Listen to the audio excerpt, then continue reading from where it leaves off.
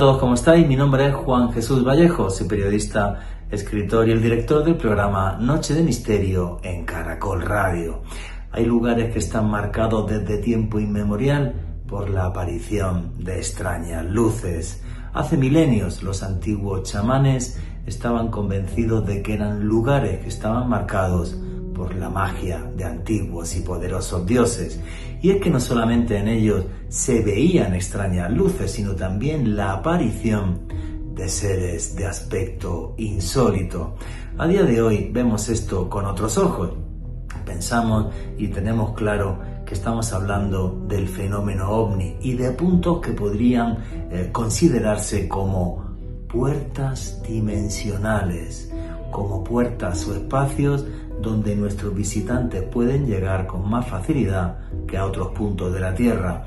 Y uno de los sitios más inquietantes donde sucede esto es el Cerro Uritorco en Argentina, envuelto en 1001 leyendas y con 1000 enigmas todavía por descifrar.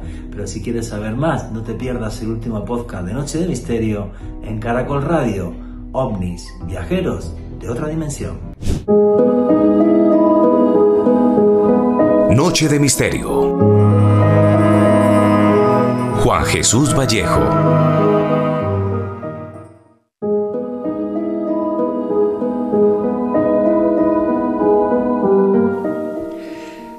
No sé de dónde vienen, pero tengo muy claro que están aquí, que llevan viniendo a la Tierra desde hace muchos miles de años y que siguen llegando hasta este planeta, hasta esta gota azul en medio de un océano infinito oscuro que es el universo.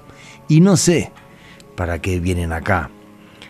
Pero es curioso porque hablamos del fenómeno ovni, de naves de otros mundos que llegan acá, desde 1947, desde que un avistamiento se hizo tremendamente famoso en Estados Unidos, un avistamiento en concreto de un piloto que era Kenneth Arnold. Él es el que acuña además el término platillos volantes. Antes, a los seres humanos ni se les ocurría que podían llegar hasta aquí naves de otros mundos. No teníamos tecnología ni siquiera para volar. Pero les quiero contar una historia para que vean que esto y que este fenómeno lleva con nosotros desde tiempo inmemorial. Y nos vamos a remontar hasta el día 18 de mayo del año 1909, en los montes Caerphilly, en el corazón del país de Gales, en Gran Bretaña. Y esto es una historia que recogieron los periódicos británicos, obvio, sin hablar de ovnis ni de seres de otros mundos, sino que un señor tranquilo de la localidad de Cardiff, una noche que iba con su carro y sus caballos por medio del campo, justo por estos montes Caerphilly, vio lo siguiente, y le quiero leer literal lo que apareció en la prensa británica, repito, 18 de mayo del año 1909. El señor Mr. Lethbridge le dice a los periodistas galeses: cuando doblé la curva en la cima, me sorprendió ver un asunto largo como forma de un tubo en el césped al borde de la carretera, con dos hombres ocupados con algo cerca. Llamaron mucho mi atención por su atuendo peculiar.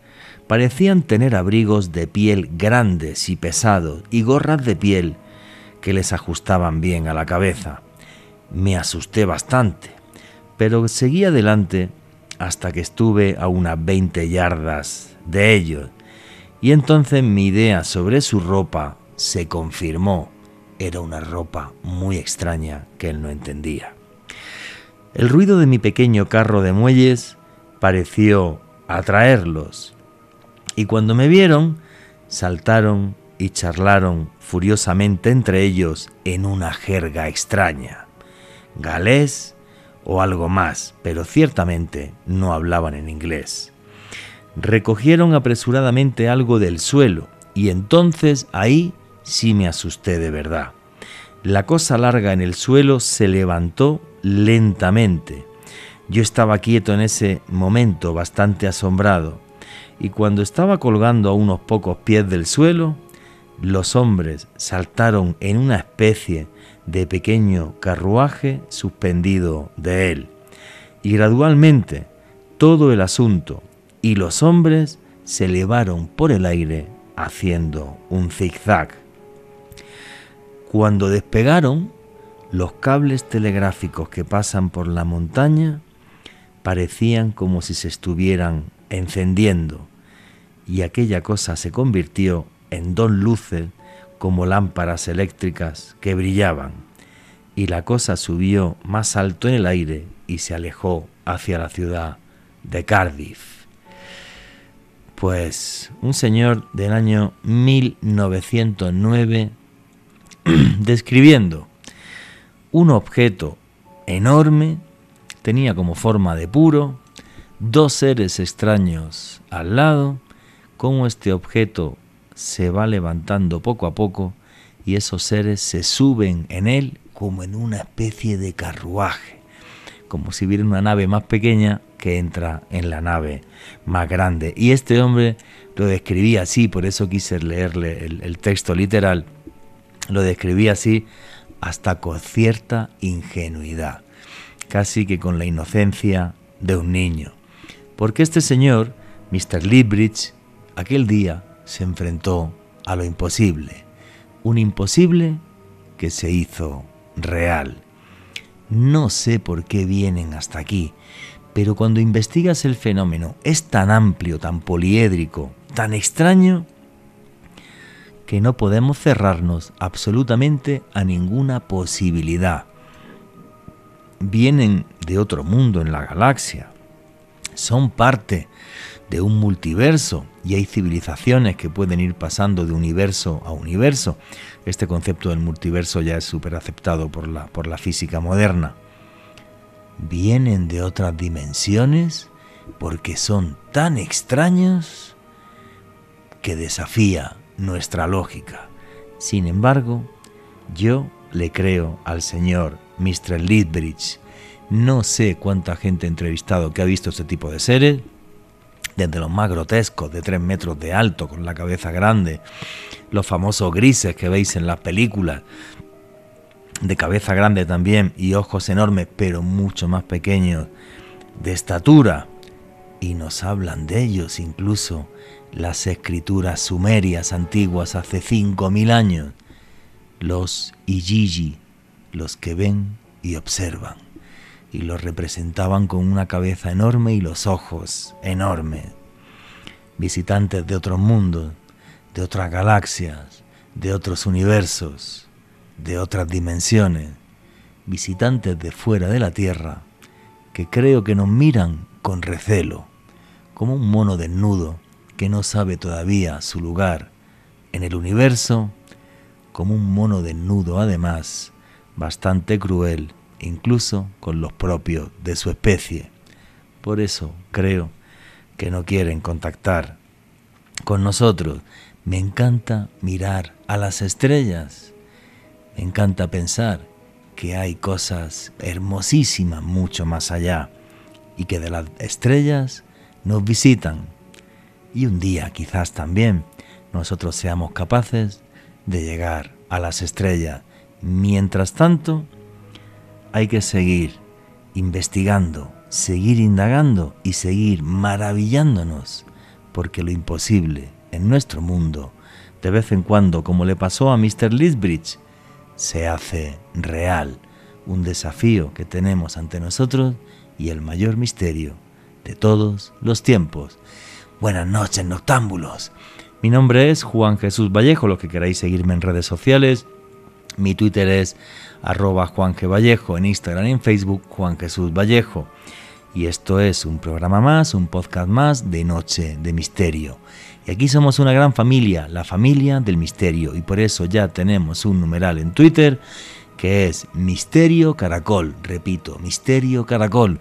Comentarme ahí en ese numeral qué es lo que os fascina o os sorprende más sobre el fenómeno OVNI. Sabéis que hago viajes de autor. Apenas en 2 semanitas, en mi página web, en la página web de mi agencia de viajes, www.viajesjuanjesusvallejo.com, estará puesto ya por fin el programa definitivo del viaje que voy a hacer en marzo, la primera quincena de marzo del año que viene, de 2026, a Tailandia, Camboya, siguiendo los pasos de Buda, viendo auténticas maravillas como Wat Arun en Bangkok, el templo del amanecer, o caminando en Camboya junto al que es el templo más grande del mundo, Angkor Wat. Todo un mundo de ensueño que sigue los pasos del budismo, de la estela del hombre que despertó hace más de 2500 años. Repito, toda la información, www.viajesjuanjesusvallejo.com, y arrancamos ya sin más dilación. Alejandro Bernal, amigo, compañero, ¿cómo estás? Muy bien, Juanje, un saludo para ti, también para todas las personas que en este momento sintonizan la señal en vivo de Caracol Radio, y desde luego un abrazo para todos quienes disfrutan de este podcast cuando lo publicamos a través del canal de YouTube de Caracol Radio. Hoy un programa muy especial porque vamos a hablar de casuística, Juanje, sobre uno de los puntos de avistamiento ovni más importantes en Sudamérica, como lo es el Cerro de Uritorco en nuestra amada Argentina. Efectivamente, Argentina, que hace poquitos días llegué desde allá, desde la ciudad de Godequén, pequeño pueblito de Godequén, muy agradable, aunque la última noche estuve en Buenos Aires y estuve con un montón de investigadores argentinos y entonces un abrazo para todos ellos a propósito. Que tú viviste en Buenos Aires. Claro que sí. Y entonces dije, pues vamos a hacer que esto sea la familia del misterio súper latinoamericana y súper hispanoamericana, y los tenemos acá esta noche, y la entrevista con ellos arranca así. No sé si fue el canto de antiguos chamanes lo que despertó las extrañas luces, o si esas extrañas luces estaban allí mucho antes incluso de que llegaran los chamanes. Y esto nos pasa en infinidad de lugares del mundo, sitios sagrados, sitios que son puertas a otras dimensiones, sitios donde aparecían extrañas luces e insólitos seres que fueron tomados como lugares sagrados. Los antiguos chamanes pensaban que estaban delante de la manifestación de antiguos y poderosos dioses. Sin embargo, hoy los vemos como visitantes de otros mundos. Pero el misterio está ahí, porque no tengo ni idea de por qué escogen unos lugares sí y otros no. Ese para mí es el gran misterio.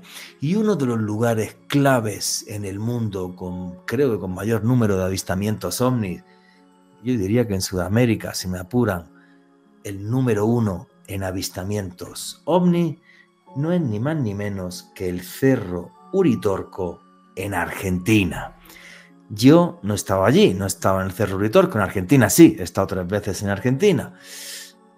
Pero de esto, sobre lo que han corrido ríos de tinta, tenemos aquí varios investigadores argentinos que sí han estado investigando en el Cerro Uritorco y que nos van a contar cuál es su historia, qué es lo que pasa allí, por qué es tan importante dentro del mapa ovni mundial, y además nos van a contar sus experiencias e inquietudes en este lugar. Y como son 3, voy a ir presentándolos de uno en uno, y además les voy a ir haciendo la pregunta que hago siempre clásica a cualquier persona que es la primera vez que aparece en Noche de Misterio. Y el primero de ellos, Pablo Álvarez, que es un investigador muy conocido en Argentina, que aparece también, por ejemplo, en el canal de YouTube La Señal Ciencia y Misterio de mi buen amigo Fernando Hildebrand. ¿Quién es Pablo Álvarez para toda la audiencia de Noche de Misterio? Buenas noches, ¿cómo estás, Juan G? Muchísimas gracias por la invitación. Bueno, ¿quién soy yo? Un curioso, una persona que arrastra esta curiosidad por el fenómeno desde muy chico, quizá heredada por mi padre, y que hoy me planteo investigar teniendo en cuenta 2 o 3 cosas que no las cambio por nada, y una es la objetividad y otra es el tratar de hacer toda la investigación siempre con un libro de ciencia en la mano. Pero, bueno, del tema de la ciencia, luego si quieres tenemos un debate. Yo soy muy reacio a la ciencia. Pienso que la ciencia debe hacer ciencia, yo hago periodismo. ¿Me entiendes? Y aunque lo llamen ciencias de la información, es muy complicado que esto sea una ciencia. Pero sí nos basamos en los hechos. Y los hechos son los que son. Pero ¿por qué Pablo Álvarez empezó a investigar el tema de los ovnis? ¿Por qué te obsesiona tanto? ¿Por qué llevas tantos años con eso? Mira, yo siempre encontré, cuando mi padre fallece hace unos años, encuentro en la biblioteca muchos libros de ovnilogía, de ufología, y ahí es como que me volvió a la memoria de todas esas charlas que teníamos, que ya había medio perdido en el recuerdo, y me volvió a picar el bichito de la ufología, de la investigación, y así que me lancé a la investigación. Recuerdo sí un evento de muy pequeño, creo que tendría, bueno, no tan pequeño, pero sí tendría unos 12 años, de ver sobrevolar una especie de sombra triangular por el cielo que iba tapando las estrellas en silencio y que pasó por arriba de nuestras casas. Y nada, y creo que desde allí me quedó el bichito picando de todo esto. Pues qué curioso, y ahora nos vas a contar sobre Cerro Uritorco junto con tus compañeras. Pues yo hasta hace pocas semanas, pocos días, en el programa siempre decía, jamás en mi vida he visto un ovni. Y resulta que hace pocos días estuve en Godequén con todos estos señores que están acá. Y hicieron allí una rueda de energía y no sé qué vainas, y pusieron unas velitas y tocaron allí unos cuencos tibetanos, que yo dije, esto queda muy hippie, pero no sé si servirá para algo. Y ante mi gran sorpresa, aparecieron en el horizonte, primero apareció una esferita de color anaranjado que se movía de izquierda a derecha, paró y se movió de derecha a izquierda. Y eso me quedé flipado porque es un avión, no lo hace. Se apagó y luego volvió a encenderse más a la derecha y luego con otra más abajo. Y se volvieron a apagar. Y otra vez a la izquierda se volvió a encender y se volvió a apagar. Y es chistoso, porque yo estaba con una amiga y le dije, ¿qué te apuestas que me responde la linterna? Y apagué, encendí la linterna y se volvió y se apagó, y se encendió y se apagó por última vez. Creo que fue suerte, no es que yo tenga contacto con seres de otros mundos, ni yo soy muy bruto para que los seres de otros mundos pierdan el tiempo conmigo. Pero sí me impactó, porque, y ahora que me diga Pablo, Gisela y Cecilia que estaban allí, para mí eso fue un ovni, un objeto volante no identificado. No sé si vino de otra galaxia, de otra dimensión, o qué vaina fue aquello, pero yo esa luz no la pude explicar. Pablo, ¿tú la viste? ¿Qué sentiste? Sí, yo la vi porque vos me la marcaste y la señalamos con el láser, inclusive fue extraña porque se movió un buen tramo sobre el cielo y después permaneció quieta, lo cual con eso descartamos satélites, aviones, descartamos absolutamente todo. Además estaba bien alta en el cielo, a unos 30 grados calculo yo, quizá un poquito menos. Y es extraño porque, bueno, no la pudimos explicar. Efectivamente, y luego al final del programa que nos diga Gisela por qué también Godequén es un lugar donde aparecen infinidad de estas luces. Y como he dicho, Gisela Cateura, ¿quién es Gisela Cateura para toda la audiencia de Noche de Misterio? Bueno, primero, hola a todos, gracias por la invitación. ¿Quién es Gisela? Bueno, ya Pablo me sacó la palabra clave, que es curiosa. Soy una incansable buscadora, la verdad. Incansable buscadora de misterios o de poder acercarnos un poquito a la verdad, ¿no? Detrás de todo esto que nos desvela. En mi caso, tiene que ver con una búsqueda personal. En primera instancia, he sido testigo de un montón de eventos anómalos, vamos a decirlo así. Y bueno, y se dio la oportunidad de ir tras estos misterios, a ver si nos podemos, yo siempre le digo a la gente, a ver si nos podemos acercar un poquito, ¿no? Y en este camino encontré también lo lindo de contar estas historias, de acercarnos a los testigos y de transmitir esos relatos que muchas veces de otra manera no se da, ¿no? Así que en el camino se fue cambiando esta cosa de buscadora de verdad y también de comunicadora y de poder contar estas historias. Y adhiero a lo que dijiste vos, lo que pasó en la vigilia esta que hicimos, que yo también al principio me negaba, pensaba también esta cuestión media neo-hippie, pero lo que se busca es estimular el fenómeno, estimularlo a través del sonido y justamente, ya que somos incansables buscadores, estamos tratando de encontrarle todas las vueltas posibles para poder comunicarnos, ¿no? Porque ya estamos en ese estadio. Ya nos hemos, o muchos, ¿no? No voy a hablar de todos, o sea, hablo por mí, ya nos cansamos de ver lucecitas, ya queremos dar un paso más, que es tratar de comunicarnos, ¿no? Básicamente con la inteligencia detrás del fenómeno. Y se dio esto de la lucecita, que aparte tengo un video, Juanje, que de 14 minutos donde se escucha tu asombro de la lucecita, el mío y el de unos cuantos. Así que fue una experiencia, la verdad, muy enriquecedora. Y bueno, y todo lo que uno se lleva de estos eventos, ¿no? No, fue muy curioso. Yo he estado en muchísimas alertas OVNI, o sea, pero muchísimas, no las puedo contar con los dedos de las manos, ¿vale? Y pegándome noches hasta las 6 de la mañana y nunca había visto un carajo. Esa es la realidad. Entonces, bueno, pues lo de los cuencos tibetanos me pareció curioso. Para la gente que no sepa qué es un cuenco tibetano, pues un cuenco tibetano son unos cuencos que se utilizan, valga la redundancia, obvio, en el Tíbet, que son una aleación de 7 metales y que tienen un sonido, digamos que es, bueno, pues muy sinusoidal. O sea, es como si fuese nosotros cuando estamos durmiendo o estamos en un estado alterado de conciencia, como en la hipnosis, por ejemplo. El cerebro se pone una cosa que se llama estado alfa, que es que las ondas cerebrales, pues si tuviéramos un electro, suben y bajan un montón. Y eso básicamente es lo que hace un cuenco tibetano, emite unas ondas de sonido que suben y bajan un montón. Mira, ahí tiene Gisela uno, toca que se escuche, dale un cebollazo a eso.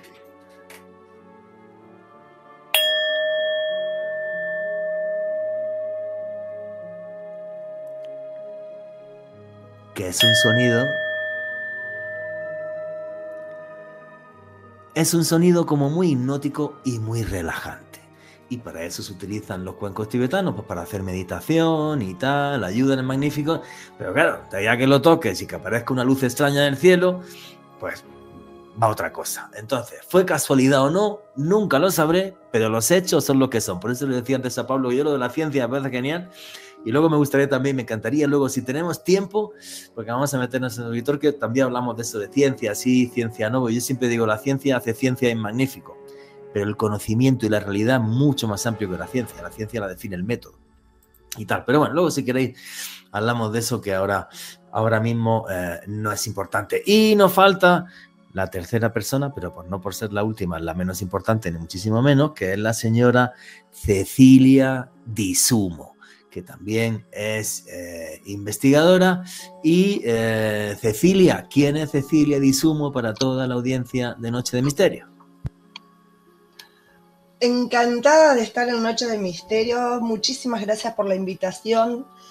Bueno, soy una persona encantada de la vida, de hacer cosas, y durante mucho tiempo me había quedado esto de la investigación ufológica de lado, por la casa, la familia, los hijos, las cuestiones de la vida. Desde chica empecé a reunir toda la información OVNI, de recortes de diarios, de aquellos primeros fascículos que sacó Juan José Benítez en Argentina, que se llamaba El Mundo de los OVNIs. Y a través de mi papá, que era camionero y que tenía muchas experiencias de tipo paranormal y aparte también ufológicas, porque vio muchas cosas en el cielo, siempre tuve la inquietud de ser investigadora. Y en 2019 se abre esta puerta de Visión OVNI. Le tengo que dar las gracias a Andrea porque ella salió a buscar gente que quiera formar equipos, y así empecé junto a Pablo, junto a Guillermo, en Fénix 4, en Visión OVNI, y trabajando también para Sephora, a través de la búsqueda de documentos que haya investigado el Estado, la Fuerza Aérea, Gendarmería. Es algo que me apasiona muchísimo también, molestar a las entidades para que nos liberen información. Y ahora también colaborando con Pablo Ducó en Alas, para que los pilotos también tengan un espacio donde poder contar sus vivencias en el aire. que en este momento, por lo menos en Argentina, no son escuchados, al contrario. Entonces, bueno, todas esas cosas hacen que yo quiera investigar y que quiera saber más todos los días.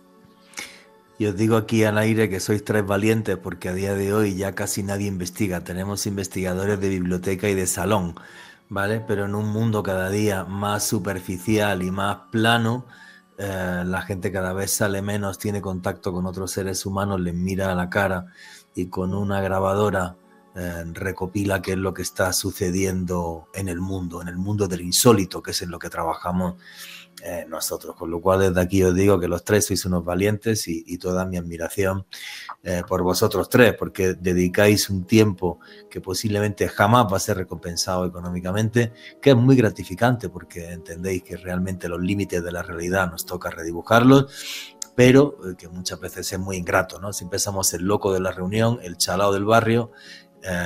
Y bueno, pues esa es la realidad. No os preocupéis, esto lo oye 1 millón de chalaos también, entonces no hay ningún problema, estamos en familia. Oye, a partir de ahora, cada uno cuando quiera que coja y hable sin ningún problema, ¿vale? Desde chiquita fui la loca, la loca que habla de los ovnis, la loca somos que unos se quedaba cuantos, sentada mirando el cielo. Pero eso está genial. Entonces, bueno, a partir de ahora ya abrimos los micros y cada uno que tome la palabra cuando quiera. Lo que os quería decir es simplemente esta iconografía, básicamente. Y esa iconografía la vais a escuchar justo después de este pequeño informativo. Vuestras preguntas y comentarios a través del numeral Misterio Caracol, Noche de Misterio.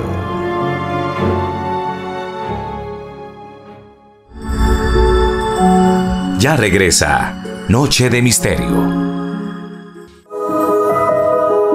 Continuamos con Noche de Misterio.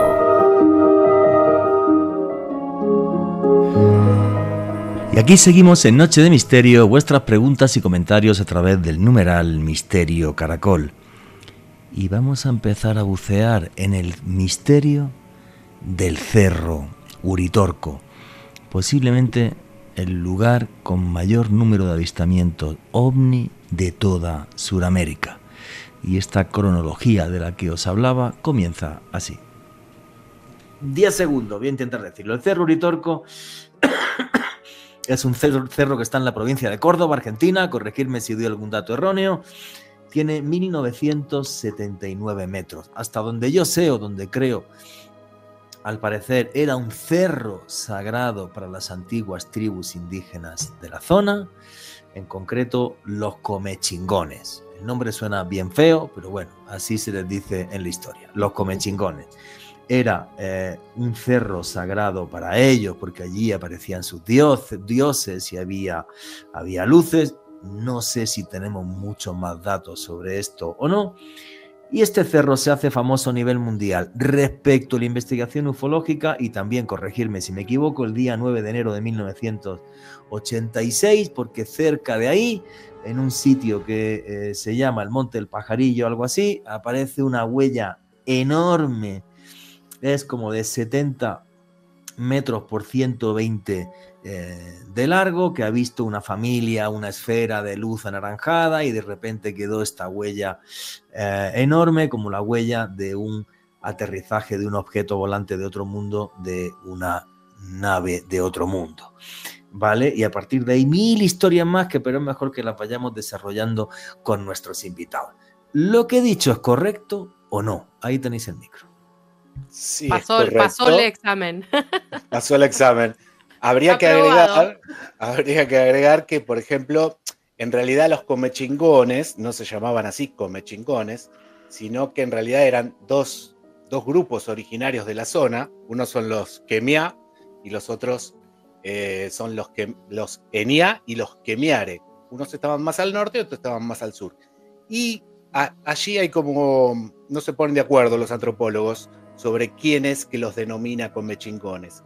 Porque aparentemente una comunidad cercana le decía comechingón a esta gente porque vivían en cuevas, porque en el lenguaje de ellos, comechingón es gente que vive en las cuevas.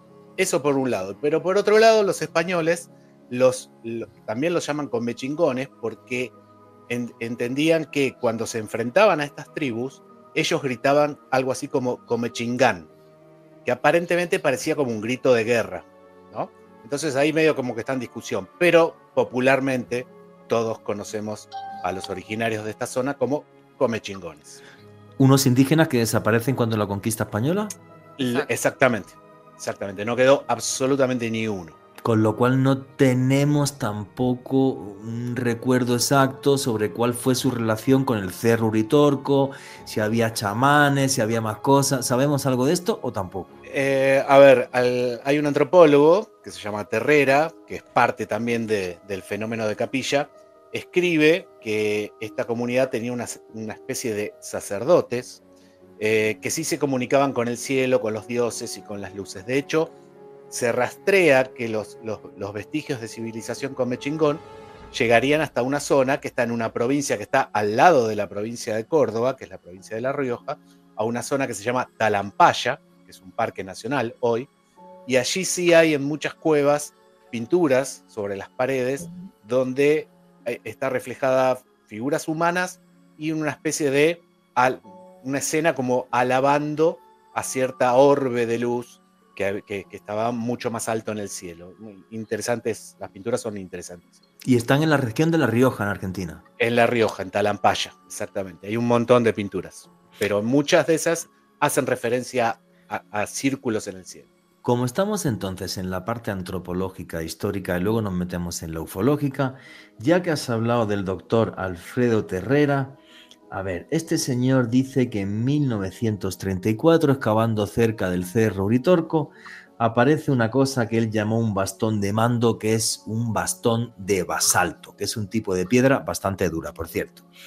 Y entonces, en torno a este bastón hubo 1001 leyendas, que si el bastón si alguien tenía ese bastón iba a ser el dueño del mundo, que si los nazis buscaron el bastón, que si el bastón no sé quién se lo quedó, se lo vendió a otro y luego se rompió. Me han contado del bastón 7.500.000 historias. El caso es que el bastón creo que no aparece por ningún lado. ¿Qué vaina? ¿Quién era el señor Alfredo Terrera, y qué leche era lo del bastón? Bueno, Alfredo era un antropólogo y sociólogo.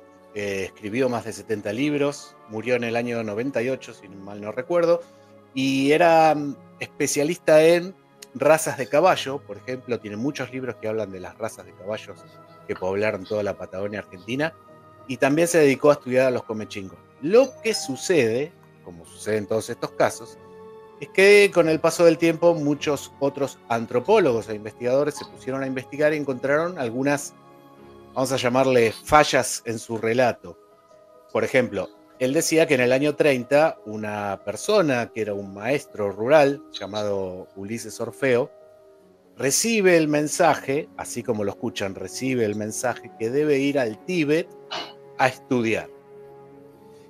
Y después de 8 años de estudiar en el Tíbet, regresa al país y recibe la misión de ir a desenterrar el famoso bastón de mando, que dicho sea de paso, que es de basalto, y en Talampaya hay un cerro con roca de basalto. Interesante dato. Pero ¿qué sucede? Cuando nos ponemos a investigar, en realidad encontramos con que Ulises Orfeo jamás salió del país. Está su tumba en la ciudad de Córdoba, y todo eso parece haber sido una forma de adornar un texto como para darle cierto aire de misterio a todo esto. Bueno, el señor Alfredo Terrera, digamos que divagaba un poco, o tenía una vida de taberna que no nos comentó. Genial. Exacto. Pero el bastón de mando, ¿era un objeto arqueológico real y se encontró en Uritorco? ¿Sí o no? ¿O tú qué opinas? O contarme. Yo creo que sí. De hecho, él lo recibe en el año 48. Fallece y no se sabe dónde fue a parar el bastón de mando, que sí hay muchas leyendas de que todo el mundo lo estuvo buscando, desde Perón hasta los nazis, hasta la iglesia, y etcétera, etcétera. Pero sí, hasta los templarios. O sea, también. Fíjate, Juanje, que hasta dónde lo que tiene que ver con Capilla del Monte y con el Cerro Uritorco en particular, no solamente abarca lo que son ovnis, como muchos piensan, sino que atraviesa un montón de otras historias y otras cuestiones que tienen que ver con el misticismo, con el esoterismo. El tema del bastón de mando hay relatos en el mismo pueblo de Capilla del Monte que saben que han venido gente, porque los reconocen, cuando vos venís de afuera te reconocen, que han venido en búsqueda de este bastón que tiene propiedades, vamos a decir, mágicas, místicas, y aquel que lo tenga va a tener superpoderes, vamos a decir. Inclusive también está la leyenda, vamos a decir así, de que Hitler anduvo por la zona de la provincia de Córdoba, que hay muchos testimonios de gente que obviamente ya no está, que escuchaban personas hablar obviamente en alemán, en búsqueda de este bastón. Y hay un lugar que se hizo como una reconstrucción arqueológica, hoy es como un parque, no digo un parque de diversiones, sino que es un parque de atracciones donde uno puede ir, y hay una recreación de lo que es el bastón, que tiene 1,20 m más o menos, y ellos también cuentan la historia de que parece ser que los templarios también anduvieron buscando este famoso bastón de mando. Bueno, a ver. No seamos primos del doctor Alfredo Terrera, que en paz descanse. Que los templarios llegaran a Argentina o no, eso es otra cosa. Lo voy a explicar para que la gente me entienda dos cositas muy claras sobre lo que ha dicho Gisela Acateura. Vamos a ver. Los nazis buscaron objetos sagrados y objetos que ellos entendían que tenían poder, no en Argentina, en medio mundo. Y tenían un cuerpo especializado, además de intelectuales, de frikis como un servidor, que se llamaba la Ahnenerbe. La Ahnenerbe tenía su edificio entero y sus oficinas en Berlín, y buscaron, seguro, el Santo Grial, el Arca de la Alianza, buscaron Thule, su antigua Atlántida, de donde venían los hiperbóreos, y los nazis eran los más puros y tal, y historia. Y los nazis estaban en Argentina desde antes de la Segunda Guerra Mundial, tenían todos los contactos en Argentina. Hemos entrevistado en este programa varias veces a Abel Basti, que yo creo que es la persona que más libros ha escrito y con más repercusión a nivel mundial sobre la posibilidad de que Hitler viviera en Argentina. Y por cierto, luego pasó por Colombia. O sea, de todo lo que nos ha dicho Gisela Acateura, hay datos que podemos corroborar. Lo de los templarios te lo dejo bastante en duda, ¿vale? Bueno, capaz que se usó como una cuestión turística. Sí, claro. O sea, los templarios más, lo sé. Porque voy a hacer una acotación. Dale, Cecilia, y luego te digo. Las reuniones anuales de las logias templarias en Argentina han comenzado a hacerse nuevamente en Capilla del Monte. Vale, ¿y te puedo responder a eso? A mí me parto de la risa cuando alguien me dice: los templarios se acaban de reunir en Damasco para hacer ¿Pero qué leche templarios si parecieron hace 8 siglos? Ahora Alejandro Bernal y yo montamos una asociación y digo, somos los templarios de que me pica la oreja izquierda. ¿Y soy templario? No, es absurdo. ¿Me entiendes? O sea, desde mi punto de vista es absurdo. Es como si yo digo ahora mismo, hago una asociación con los 5 que estamos aquí, diciendo, soy, no sé, masón, templario y hashashin, ¿me entiendes? Pues que es muy bonito. Y le di un toque esotérico. Los templarios, el último gran maestre del temple fue Jacques de Molay. Y aquí lo que hacemos es periodismo, y eso es un hecho. Sí o sí. Y a partir de ahí los templarios se acabaron. Ahora, muy bonito que me aparezcan 3 templarios y me digan que van a buscar el bastón de mando o el ovni que se cayó en Roswell. Pero de templarios tienen lo que yo de cura. Y llevo sin ir a misa como 20 años. O sea, no. Con todo el buen rollo del mundo, no, Alejandro Bernal. Juanje, hay que tener en cuenta que Edmund Kiss, uno de estos científicos que perteneció a la Ahnenerbe, este cuerpo especializado de los nacionalsocialistas para buscar reliquias tan importantes como la lanza de Longinos y la Atlántida, Kiss encabezó una expedición en Tiahuanaco, en Bolivia, para buscar la Atlántida en nuestro continente, y también se documenta que Kiss estuvo viajando no solo por esta parte de Sudamérica, sino también por la Argentina y otros territorios donde se reportaron actividades anómalas. Así que no sería nada raro, Juanje, que esta expedición que se efectuó en 1935 lo llevara al Cono Sur. Pero nada de extrañar. Y es más, que un día podíamos hacer un podcast sobre si los templarios fueron a América o no, porque una de las cosas que explicaría la cantidad de plata que tenían es que llegasen a América mucho antes que lo hiciera Cristóbal Colón, ¿por qué Cristóbal Colón puso en las calaveras taus templarias en las velas?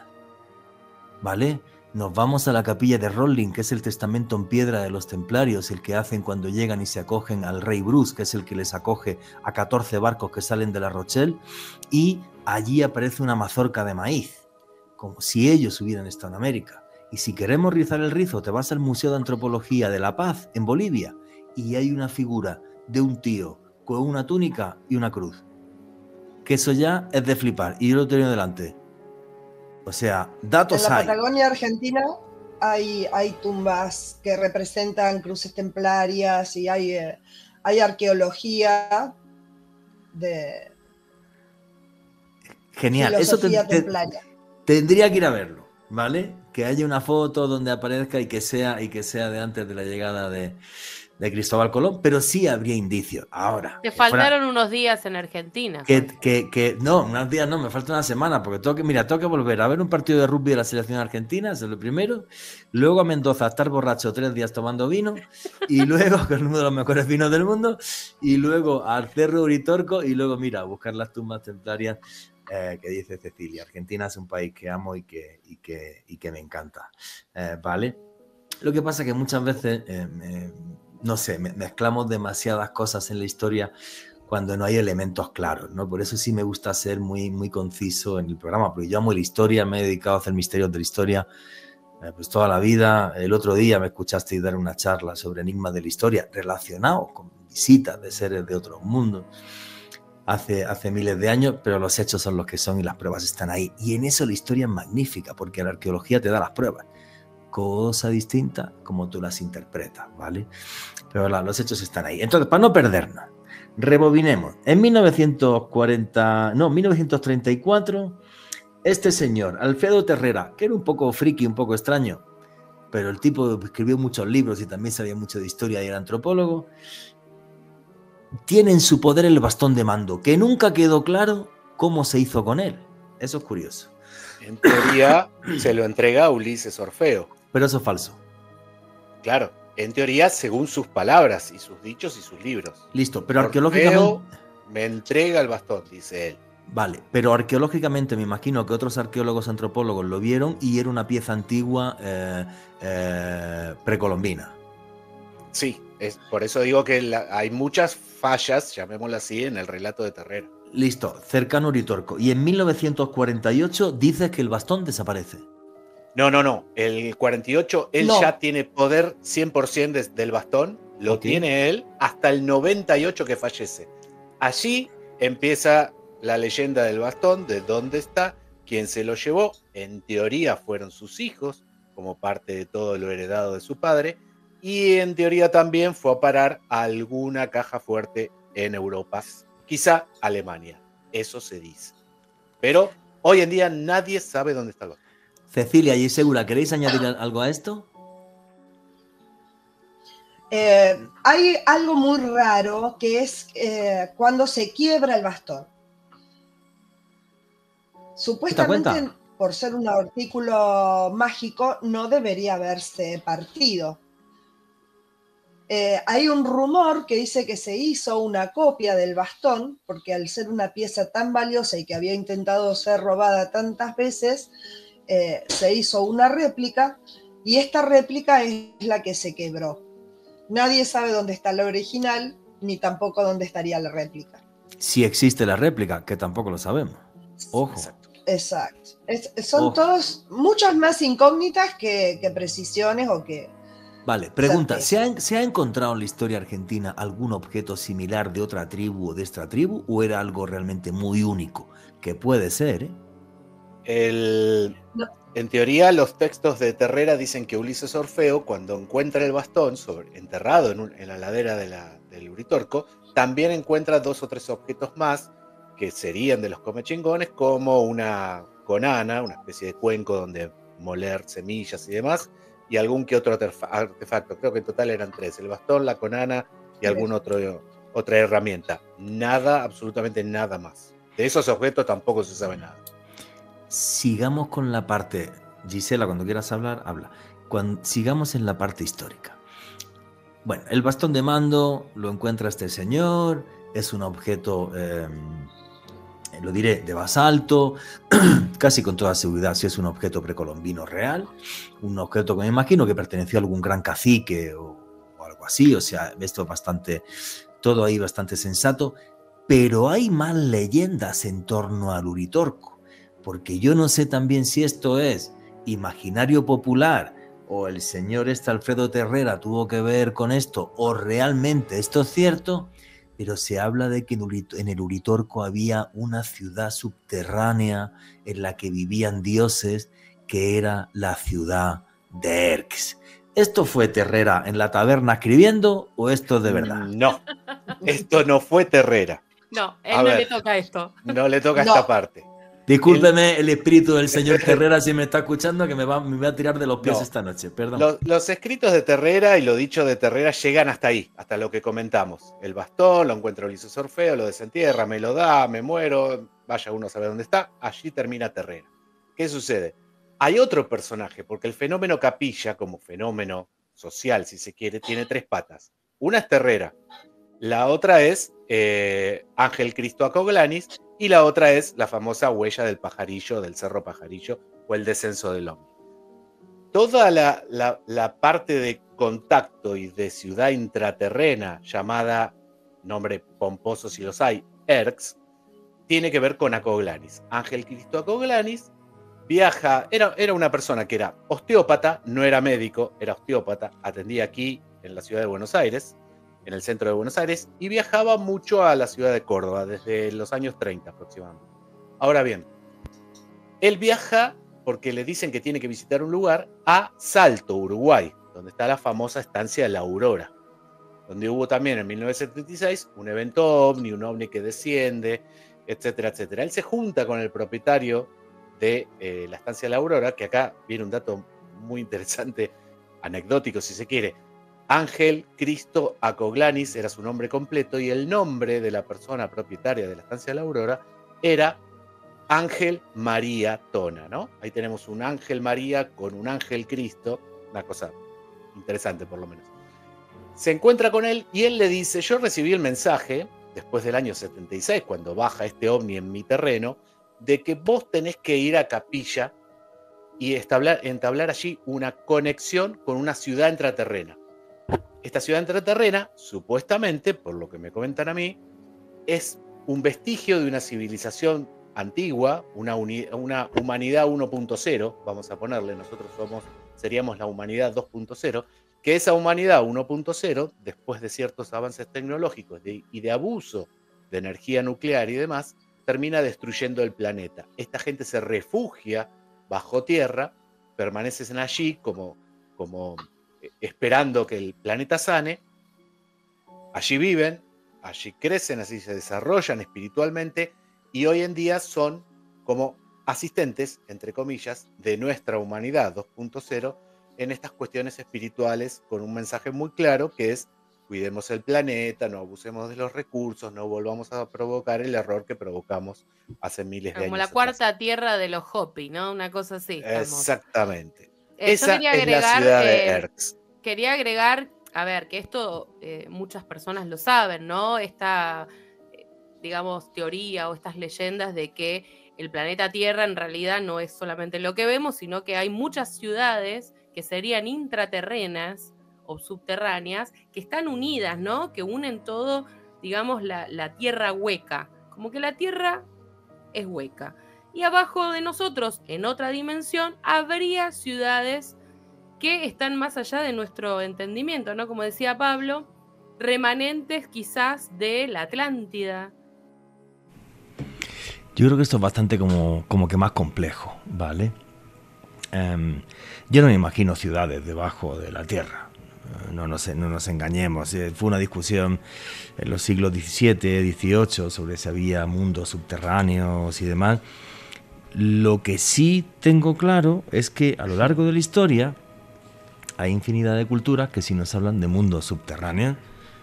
Los mayas en Mesoamérica, el Xibalbá, sí, que se pensaba que era toda una leyenda y tal, hasta que se descubrieron una serie de cuevas donde los mayas realmente representaron su infierno en diferentes niveles y demás. Está en la península de Yucatán. Entonces, pues igual que esto, o por ejemplo, en todo el mundo celta, el tema de los elementales que vivían también, que es como que salen de la tierra y se meten en la tierra. A mí esto, pues sí me parece como muy sensato, ¿no? O sea, que haya todo ese tipo de referencias históricas, culturales, a que de las entrañas de la tierra surgen seres que son como parte de ese alma de Gaia, la gran diosa, que sería la Pachamama, digamos, en los antiguos celtas. Eso sí, ¿tú qué opinas, Alejandro? Pues Juanje, esto es algo que hoy en día ha tomado otra connotación gracias a un estudio del cual estuvimos hablando aquí en Noche de Misterio en la Universidad de Harvard sobre los criptoterrestres, que planteaba cómo civilizaciones desde la antigüedad manifestaban quizás la existencia, ¿por qué no decirlo?, de una especie que quizás se haya desarrollado de forma paralela a la nuestra y que podría estar habitando algún lugar de nuestro planeta, ya fuera debajo de la tierra o debajo del agua, que estaría relacionado un poco con lo del fenómeno ovni. Debajo del agua sí lo veo, pero debajo de la tierra, muy complicado. Es complicado, sí. Es muy complicado. Sí, claro. Entonces yo ahí la verdad no lo veo, ¿vale? O sea, sí veo eso, sí veo la posibilidad de pues todo lo que hablan, pues todos los mitos y culturas antiguas, ¿vale? Tenemos incluso un libro, no recuerdo el título ahora, sí, lo puedes buscar, el del famoso libro que habla de Akakor, ¿vale? Que hasta Indiana Jones basó una película en esto, que es la historia de un aventurero que se perdió en la selva amazónica y dijo que había una ciudad intraterrena, pero ya de ahí a que además esas ciudades estuvieran interconectadas me parece una locura. Yo he estado, no una, 4 veces, en la ciudad subterránea más grande del mundo, sí, de Rinkuyu, en Turquía. Wow. ¿Vale? Que tiene más de 10 niveles bajo tierra y donde podían vivir miles de personas. Y sí, además está hecha para huir por debajo. O sea, iba cerrando nivel a nivel y luego al final hay un túnel que la comunica con otra ciudad que se llama Kaimakli. Entonces sí hubo un momento en la humanidad donde se crearon este tipo de ciudades. Pues, bueno, a nivel arqueológico hay más de 200 ya descubiertas en Anatolia. Sí, sí. No es que sean una o dos. Esto es no sé, ¿no? Pues son cosas que te hacen pensar y que te dan que pensar. Pero ya de imaginarme mundos enteros ahí, ciudades debajo de la tierra conectadas y tal, con sinceridad yo no me lo imagino. Yo creo que más que ciudades que yacieron debajo de la tierra, Juan G., estaríamos hablando de algún cataclismo que suscitó que quizás esas ciudades que pudieron haber estado en la superficie hace miles de años hayan quedado sepultadas quizás por algún problema medioambiental. Sí, pero fíjate, en Anatolia podían vivir más de 1 millón de personas bajo tierra. Sí, sí. No hay nada similar en ningún lugar del mundo. Y he estado en Kaimakli, he estado en varias. Entonces, pues sí, pues es alucinante. O sea, cómo los seres humanos fueron capaces de vivir debajo de la tierra, que yo creo que lo hicieron porque huían de algo que les daba mucho miedo. Sí. Aunque hay una teoría también que dice que son muy antiguas y son de la última pequeña mini glaciación, como en torno al año 8000 a.C., pero yo estoy convencido de que la gente se metió debajo de tierra y además que las ciudades están hechas que alucina, porque pasas al lado de los respiraderos y no los ves. Y ahí estuvieron siglos y siglos y siglos, si no milenios, y nadie fue capaz de descubrirla, ni hay jamás ningún texto que hablase de ella. Es que es una cosa, sí, es una cosa súper loca, ¿vale? Y eso sí ha aparecido, pero ya de verme yo civilizaciones bajo tierra y tal, lo veo un poquito más complicado. Bueno, señores, ¿qué opinan de esto? Todas las opiniones son válidas. Vuestras preguntas y comentarios a través del numeral Misterio Caracol, que viene un pequeño boletín informativo, pero ya mismo sigue Noche de Misterio.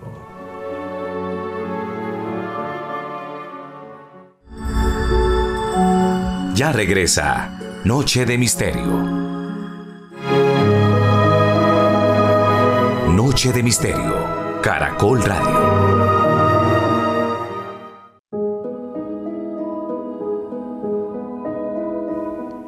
Y aquí seguimos en Noche de Misterio, vuestras preguntas y comentarios a través del numeral Misterio Caracol.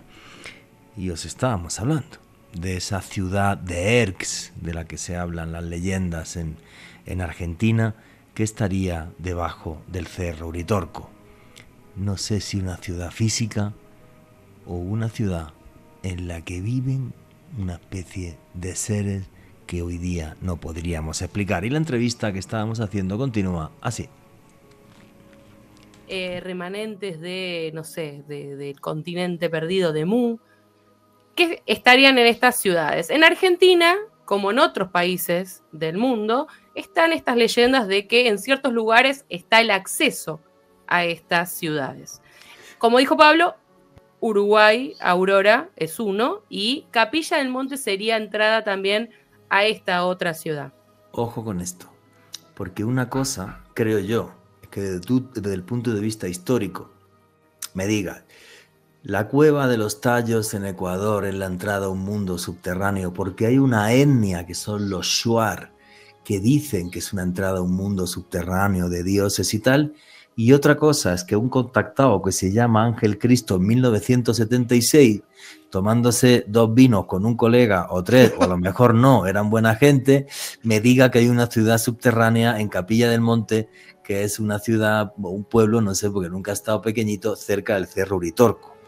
También a nivel antropológico queda un poco raro, pues no tiene nivel antropológico ninguno. Es la historia que trae este señor. Ojo, que a lo mejor Ángel Cristo, que también me va a tirar de las piernas esta noche en la cama, a lo mejor Ángel Cristo tuvo ese mensaje y realmente seres de otro mundo le dijeron esto, y es cierto, pero raíz antropológica entonces e histórica no tiene. Igualmente Fabio Serpa, que bueno, igual Pablo tiene más autoridad que yo para hablar, él hablaba que hay ciertas ciudades que tienen acceso físico, o sea que hay cuevas y a través de esas cuevas se accede. Después hay otros autores que hablan ya más bien de la cuestión, digamos, etérica, ¿no? O interdimensional, porque esto que vos planteás, a mí también me hace ruido, ¿no? Porque decís, bueno, uno que entra a una cueva y accede a ese mundo, como en Los Tallos, o estamos hablando de algo que vibra en otra dimensión y que solamente los elegidos pueden acceder a esta otra. Entonces hay que dividir. Acá en Argentina hay lugares donde sí hay cuevas que dicen que son el acceso, que obviamente no hay nunca recursos como para hacer este tipo de viajes. En el caso de Capilla, creo que siempre se habló de una ciudad intraterrena que está en otra dimensión. Creo que nunca nadie habló de una cueva donde se accede física. Y no hay no hay cueva. Que yo sepa, no. Pero hay, a ver, hay de todo.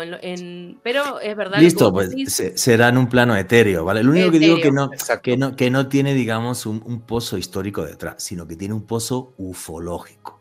Este señor, que es Ángel Cristo, es el que en Uruguay pues recibe este mensaje y tal, y hasta ahí salva de una ciudad que sería etérea. No recuerdo el nombre ahora mismo del lugar uno de los lugares más sagrados que había del mundo celta en Irlanda, y cerca ahí hay unos dólmenes y tal, y todavía va la gente en los equinoccios y en los solsticios, y lo que cuentan las leyendas irlandesas es que allí hay una ciudad igual como en otro plano de la realidad, una ciudad etérea en la que viven y habitan las hadas y demás, y hay avistamientos de gente que ve pequeñas lucecitas. Lo que pasa es que esa historia que he contado, que no me acuerdo el nombre ahora, tendría que buscarlo, tiene un relato histórico detrás potente de miles de años, ¿no? De considerar que es un lugar sagrado, donde se han visto luces, donde hay otra ciudad, y en este caso pasamos de un relato ufológico. ¿Y cuál es vuestra opinión del señor Ángel Cristo? Porque si es mala, para que os tire de los pies a vosotros también, y no a mí solo. ¿Qué opinión tenéis? Pablo sí se anima, porque ya Gisela me está viendo con el dedito que no. Venga, a ver, dale. El tema de Acoglanis es muy similar al de Terrera. Hay mucho adorno que después con investigación se llegó a la conclusión de que no era tal. Él se presentaba como de origen griego, que viajaba siempre a Córdoba, que realizaba unas especies de rituales en un lenguaje que él le llamaba Irdín, y hacía unas especies de cantos y de mantras, y las luces salían del monte y se comunicaban con él. Ahora bien, resulta que Acoglanis no era griego, era rosarino, era argentino. No había viajado nunca a Grecia. Se decía que había viajado por el mundo adquiriendo conocimiento, que tampoco viajó por el mundo. Entonces hay un montón de fallas en su relato que le daban este aire, ¿no?, místico, de griego, espiritual y demás. tenía muchas fallas, como ser humano también le encontraron algunas cositas por allí, 2 familias, bueno, una vida doble, algunas cosas.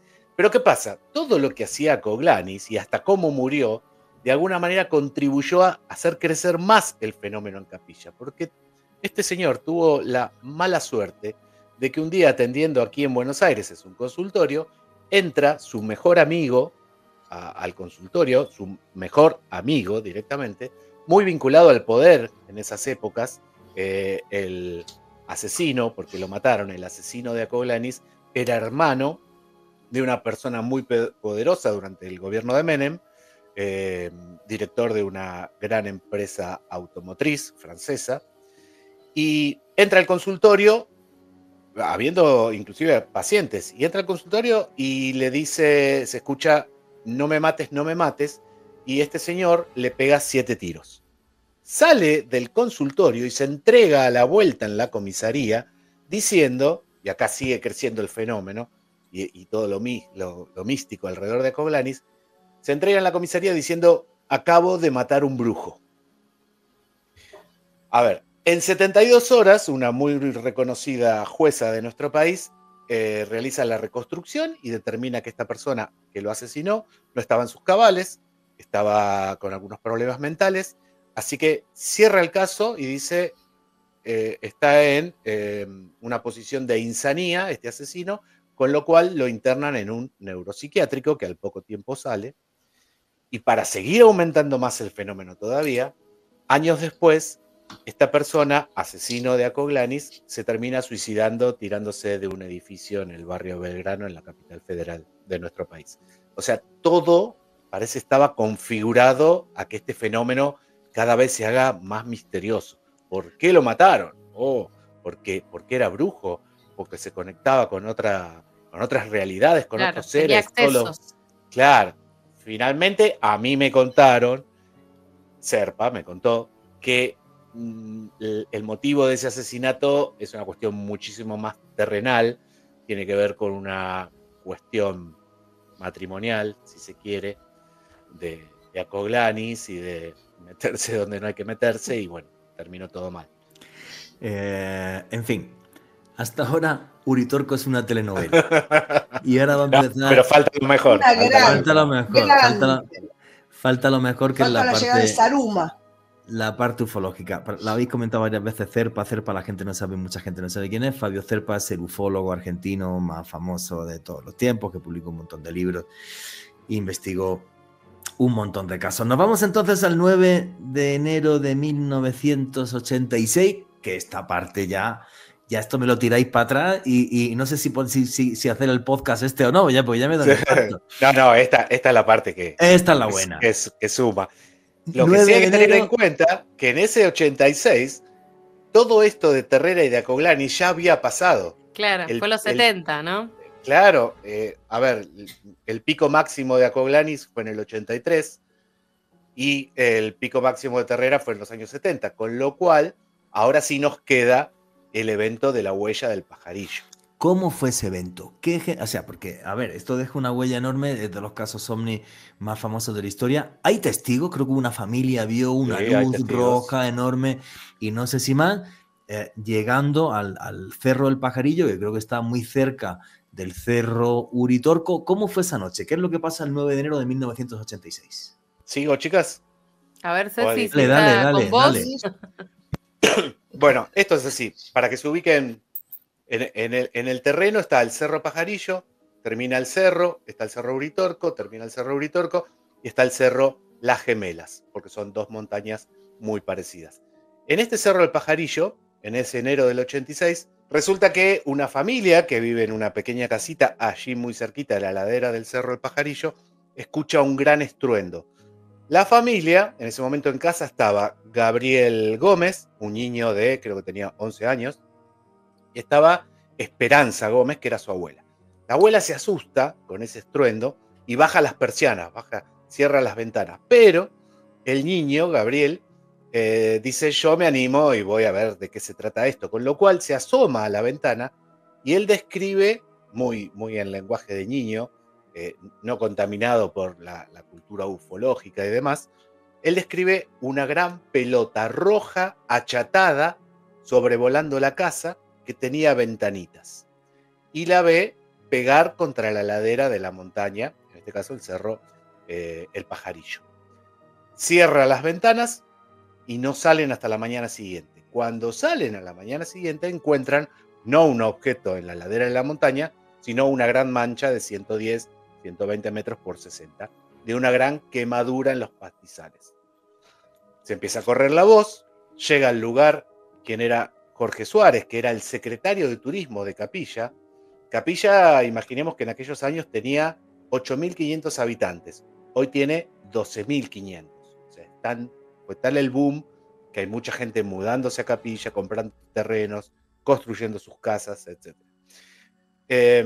Este chico, es interesante la fotografía que está por allí dando vuelta, lo entrevistan y él con un palito y en la tierra hace el dibujo de lo que es un típico ovni con ventanitas. Es tal cual la cultura ufológica, ¿no?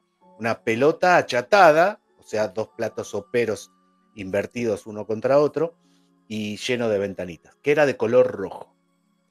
Hasta allí el evento. A partir de allí empieza toda la difusión de esto. Fue un caso que dio la vuelta al mundo. Aquí en Argentina tenemos un programa de televisión muy conocido que ya lleva como 50 años en el aire, que es Almorzando con Mirta Legrand.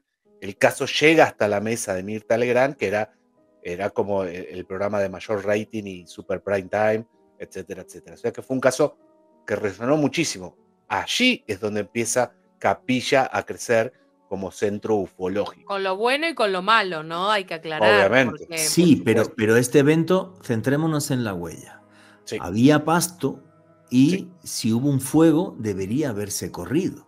O sea que lo que indica es que no hubo fuego, sino que fue un objeto muy, muy, muy caliente que chamuscó esa hierba en concreto, pero no llegó a prender. A prender fuego, exacto, porque es típico de la zona. Capilla tiene un incendio por año mínimo, siempre, y cada vez que arranca, no termina, da la vuelta al cerro. En este caso es una mancha de algo caliente apoyado sobre la ladera que quedó allí, no se propagó, no hubo fuego. Lo interesante es que Jorge Suárez cambia absolutamente toda su vida. Este hecho lo cambió totalmente, abandona la Secretaría de Turismo y empieza a investigar este caso. Arma con los años una especie de museo ovni de Capilla del Monte, donde tiene algunas muestras del terreno, y es interesante ver cómo los pastos, que no tendrían más de 15 centímetros de largo, están quemados desde arriba hacia abajo, pero no llegan hasta la parte de la raíz, ¿no? Con lo cual, eso indica una fuente de calor desde arriba hacia abajo y no un incendio propiamente dicho. Y después empezaron a salir las teorías.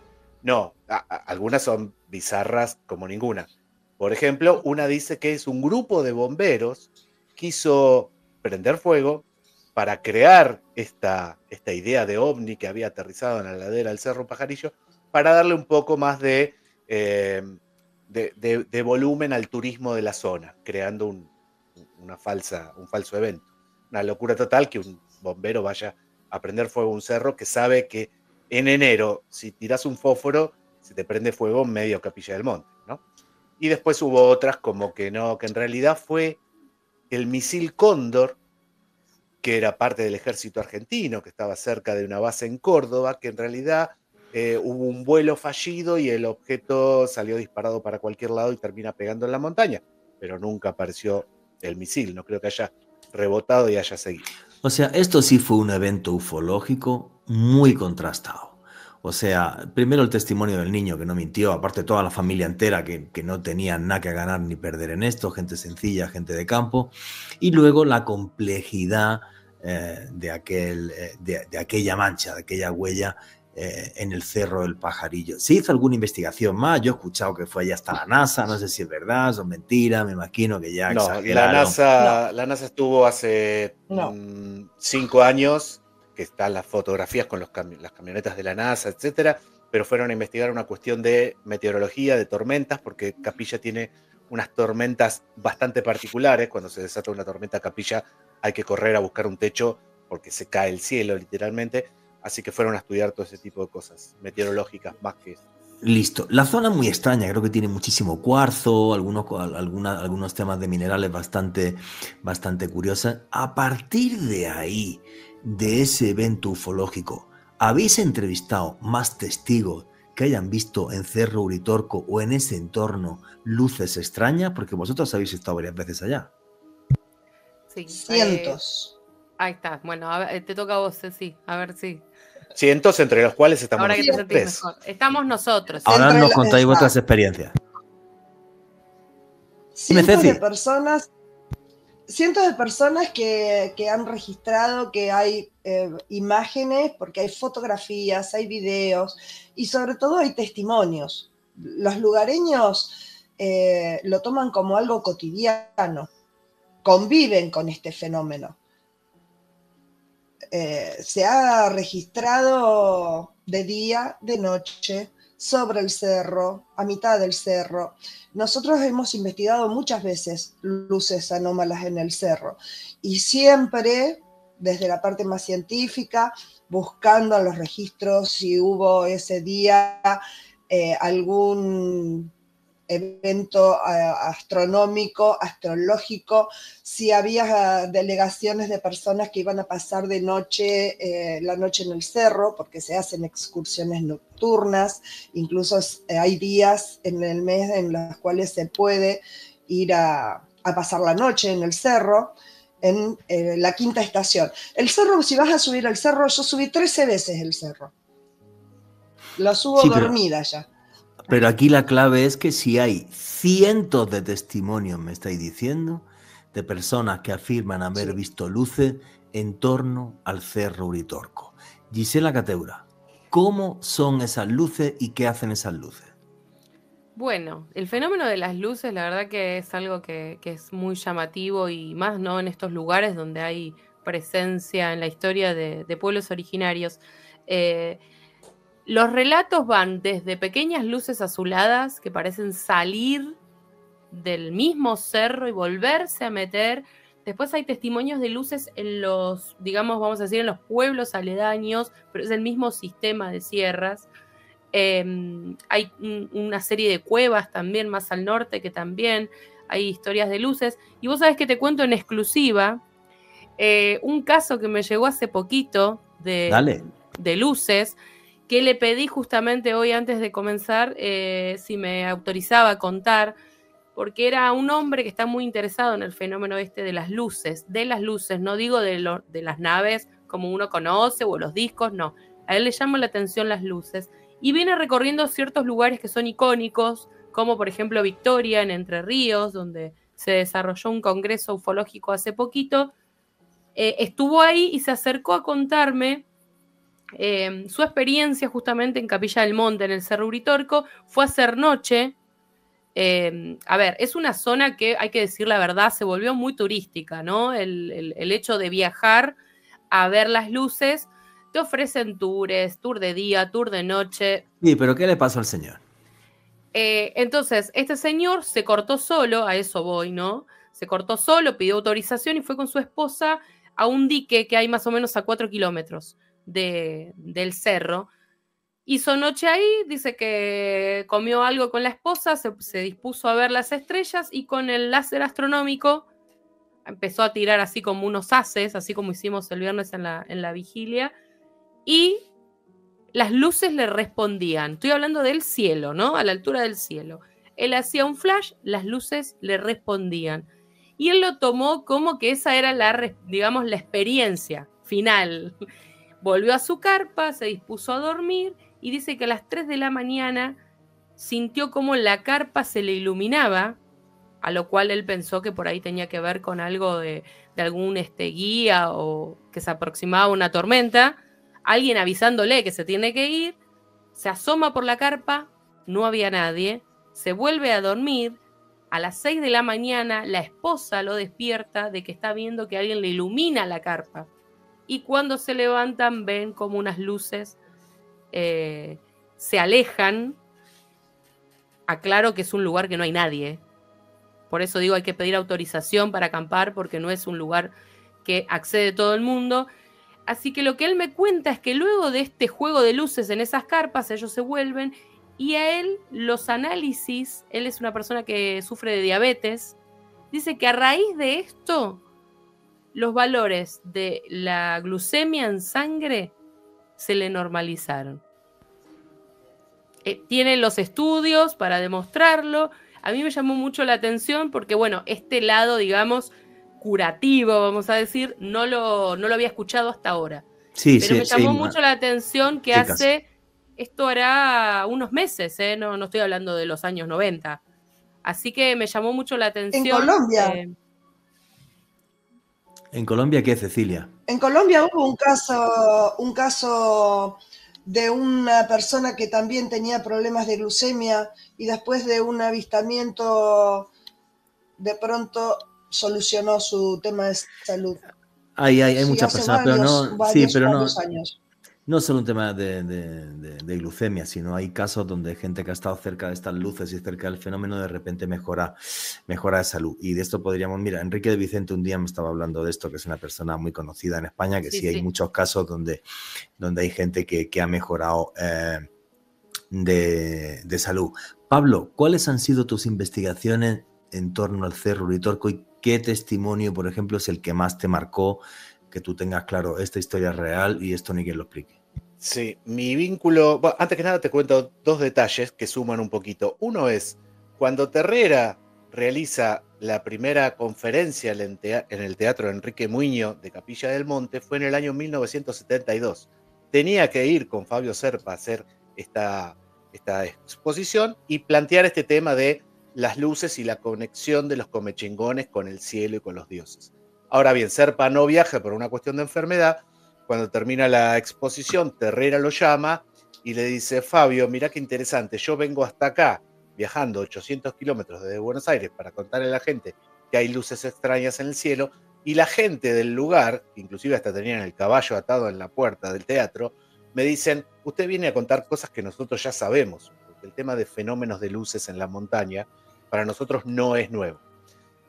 En otro momento, comentando esto con un compañero de trabajo que hoy tiene unos 70 años, él me comenta que su abuelo, que hoy tendría 120, calculo 100 por lo menos, o un poco más, ya cuando él era chico le comentaba que había luces en el Cerro Uritorco. Estamos hablando de hace más de 100 años. El abuelo vivía allí en Capilla. O sea que este tema no es nuevo. Me encanta esa frase. Usted viene a contar cosas que nosotros ya sabíamos. Porque las luces en el Cerro Uritorco se llevan apareciendo desde hace siglos, milenios, y vaya usted a saber desde cuánto tiempo. ¿Por qué? Pues ese es el gran misterio, desde mi punto de vista.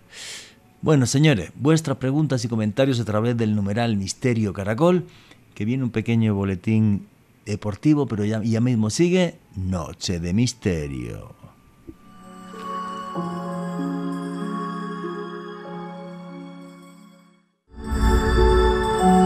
Ya regresa Noche de Misterio. Continuamos con Noche de Misterio.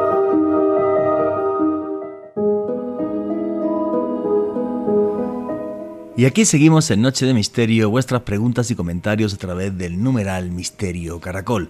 Y nos estaba hablando el investigador Pablo Álvarez, desde Argentina, de las cosas fascinantes que fue descubriendo sobre el Cerro Uritorco. Y la entrevista continúa así. Mi vínculo con el Cerro Uritorco siempre fue fotográfico, siempre fue de ver luces. No he visto ni seres, ni cuestiones de salud, ni entes luminosos. Siempre fue ver luces en la montaña y fotografiarlos. ¿Cómo fueron esas luces que viste? Descríbemelas, ¿cómo las fotografiaste? ¿Cómo fue esa historia? Hay un lugar muy particular en la zona de Capilla, en realidad está alejado 18 kilómetros de la zona, que es otro pequeño cerro que se llama Cuchicorral, donde va mucha gente a hacer avistajes de luces después del atardecer. Y lo que allí encontré es que las primeras 3 veces, después fui 20 más, pero las primeras 3 veces fui acompañado con lo que se denomina contactada, que te llevan hasta el lugar, te cuentan la historia del lugar, la historia de la ciudad intraterrena, de por qué están allí, etcétera, etcétera. Realizaba el mismo trabajo que hacía Coglanis, es decir, cantar en este idioma extraño irdín estos mantras. Ella era discípula de Acoglanis, y las luces comienzan a aparecer. Cuando ella canta, las luces aparecen. Si ella no canta, las luces no aparecen, lo cual ya me resultaba extraño. Volví muchas veces más y logré sí fotografiar, simplemente con estar allí haciendo la típica vigilia, y he visto luces desplazarse 4 o 5 kilómetros de colores azules o rojas en menos de 2 segundos. He visto iluminarse de la nada toda la montaña entera como si fuera un flash de fotografía. Y me pasó una cosa interesante que siempre me la guardo como cercana quizá más a lo espiritual, que es que una vez fuimos y mi mujer llevó un cuenco tibetano, que hoy hablamos tanto del cuenco tibetano, y finalizada esa vigilia, mi mujer se pone a tocar el cuenco, y a medida que el sonido sube, una luz del lado izquierdo se prende y baja en intensidad lumínica cuando el sonido también baja, como acompañando el sonido del cuenco. A lo cual me mira y yo le digo, le hago seña, repetí. Lo repetimos 4 veces, y todas las veces que ella tocaba y subía el sonido, la luz se intensificaba en luminosidad y después volvía a bajar. Eso también me resultó difícil de poder explicar, pero siempre fue esa relación. Ver luces, fotografiarlas, pero no más que eso. Oye, pero este último evento con tu esposa, sí, me parece Sí, increíble, porque la luz estaba respondiendo a un estímulo de sonido, o sea, como si quisiera comunicarse incluso con vosotros. exacto. Y fue un dato más que queda como anecdótico, si se quiere, es que yo le pregunto si a la señora que nos estaba acompañando y guiando en esa vigilia, si esta zona tenía alguna particularidad respecto al sonido, y ella simplemente me dice, mira, yo la verdad eso no lo sé. A mí me han dicho, ellos, entre comillas, ellos, me han dicho que esta zona está armonizada con el corazón.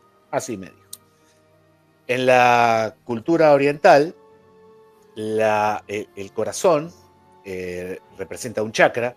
Ese chakra tiene un color determinado y una frecuencia determinada. Esa frecuencia determinada se acerca a la nota que nosotros conocemos como Fa, la nota musical Fa.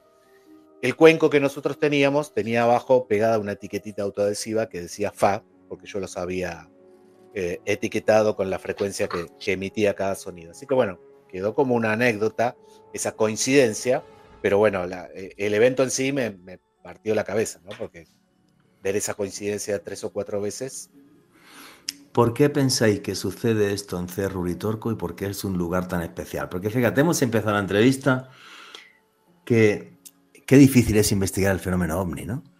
Porque el doctor Alfredo Terrera, bueno, pues a lo mejor inventó partes tal, pero sí era cierto que apareció en el entorno del Uritorco este bastón de mando que pertenecía a algún cacique, aunque luego el hombre fantasía era lo que sea. Este ángel Cristo, pues inventó también y tal, pero tenía claro que aquello era un sitio sagrado, y me imagino que sabía el tema de las luces, que esto venía dándose desde hace siglos.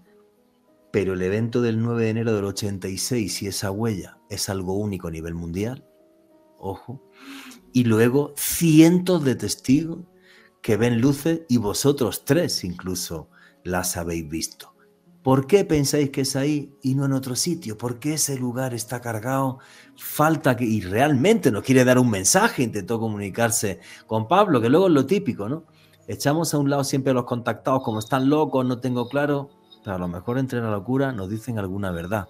¿Qué opináis sobre todo esto? Yo creo que el factor sagrado, ¿no?, de los pueblos originarios, la presencia de los comechingones, está ahí, donde uno mira, están los morteros que utilizaban, que tallaban en piedras. No es que es algo que lo contaron y nada más, sino que hay vestigios arqueológicos, hay pucarás, hay estos morteros están en todos lados. Algunos dicen que se usaba para ver las estrellas, otros por ahí te dan otra versión.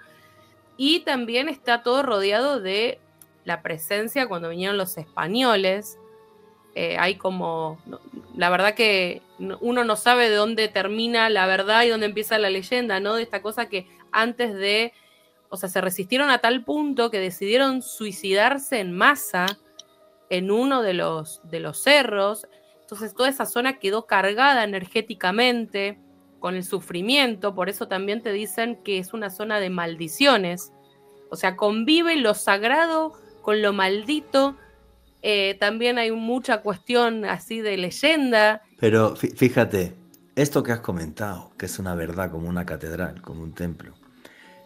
Aquí en Colombia tenemos un lugar que se llama Nopsa, en Boyacá, que hay un cerro, el Cerro Aranda, y de toda la vida, y hay una crónica española, también incluso crónicas españolas, juraría y tal, que nos cuentan que se veían luces, ¿vale? A tal punto que un cura que se cabreó ya se subió a lo alto del cerro, exorcizó el cerro y le puso una cruz, porque obvio, aquello pues tenía que ser el demonio, ¿me entiendes? O sea, eso de las luces, que todo el mundo la viera. No he recopilado tantos testimonios ovni en mi vida como cuando fui a Nopsa, Boyacá. Todo el pueblo ha visto luces. Y además luces saliendo de la montaña, bajando por la montaña, entrando a la montaña, que creo que es lo que le sucede a Uritorco. Como es algo sobrenatural, unos lo demonizan y otros lo sacralizan. Hace miles de años los pueblos originarios y las tribus indígenas lo sacralizaban. A día de hoy, pues si no lo tengo claro esto por qué, porque Jesucristo no estuvo en el Uritorco, los templarios quizás, pero Jesucristo yo creo que no, ¿me entiendes? Entonces, pues sucede esto. Pero esto no hace más que refrendar, ¿no?, que el fenómeno es real.